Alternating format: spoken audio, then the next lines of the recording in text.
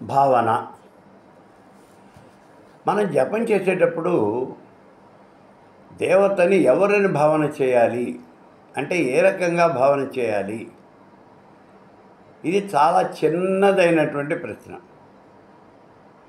మనం జపం చేస్తున్నాం, దేవతని గురించే కదా జపం చేసేది. ఆ దేవత ఎవరు?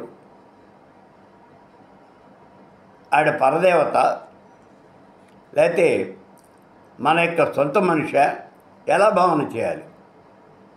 ఇది ఇక్కడ ప్రశ్న. ఇందులో మనం అర్థం చేసుకోవాల్సిన విషయం ఏమంటే, ఈ దేవతని రెండు రకాలుగా భావన చేస్తారు. అంటే దేవతా భావన అనేది రెండు రకాలుగా ఉంటుంది. భావన రెండు రకాలుగా ఉంటుంది. ఒకటి సామాన్యమైనటువంటి భావన, రెండోదేమో దివ్యమైనటువంటి భావన. దివ్యమైనటువంటి భావన. సామాన్య భావన అంటే ఏమిటి అసలు? దేవతకి మనం నమస్కారం చేస్తున్నాం, మనం ఎదురుకుండా కూర్చున్నాం, పూజ చేస్తాం, జపం చేస్తున్నాం, నివేదన చేస్తున్నాం, అమ్మా మా కోరిక తీర్చు అని నమస్కారం చేస్తున్నాం. ఇది సామాన్యమైనటువంటి భావన. ఎవరికి నమస్కారం చేస్తున్నాం? ఇక్కడ దేవతకి నమస్కారం చేస్తున్నాం.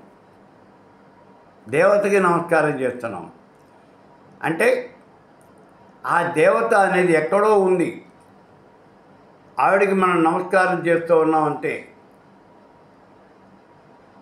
ఇది సామాన్యమైనటువంటి భావన. ఇక్కడ రెండవ భావన అనేది ఉంది, అదే దివ్య భావన అని అంటారు దాన్ని.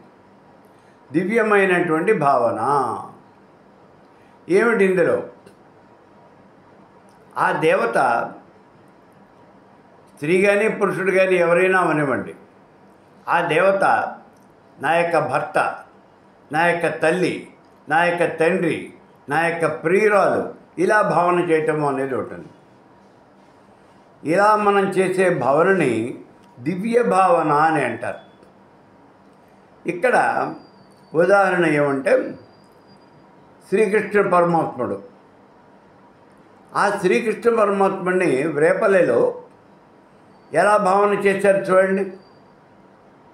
చాలామంది కుమారుడిగా భావన చేశారు, కొంతమంది ప్రియుడిగా భావన చేశారు, కొంతమంది తండ్రిగా, కొంతమంది తల్లిగా, అనేక రకాలుగా భావన చేశారు.